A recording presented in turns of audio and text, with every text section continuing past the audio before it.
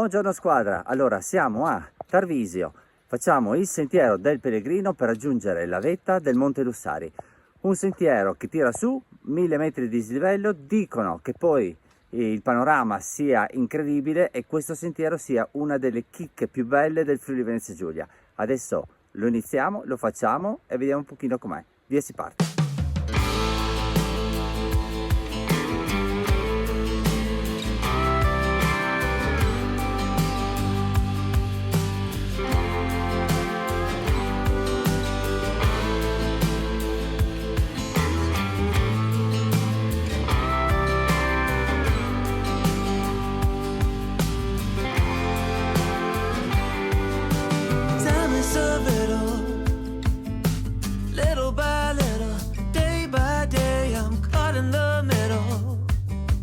Of a spinning wheel where all I feel is the ice getting thinner.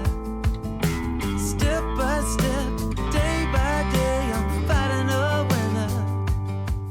Allora, siamo fine novembre, in verità i negozi e i rifugi aprono con l'8 di dicembre, quindi in questo periodo qua non trovate nessuno. Normalmente c'è sempre un sacco di gente, un sacco di turisti, un sacco di movimenti, insomma, e parecchia vita durante il giorno.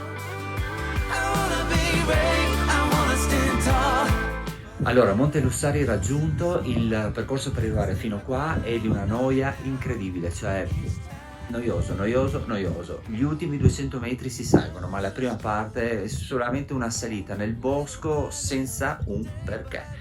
Ma noi vi consigliamo di farla assolutamente, perché una volta arrivati in cima vedrete un panorama incredibile e in una situazione magica, c'è qualcosa di indescrivibile. Una volta almeno va fatto questo giro qua assolutamente. Noi come sempre vi lasciamo il sassolino del sorriso, nella speranza che qualcuno lo trovi. Lo metto un po' più vicino perché qua questa volta Cristina è stata veramente, si è dedicata e diventa sempre più brava. Quindi noi lo lasciamo qui nella speranza che qualcuno lo trovi, lo porti su un'altra vetta. Adesso andiamo avanti, via si parte.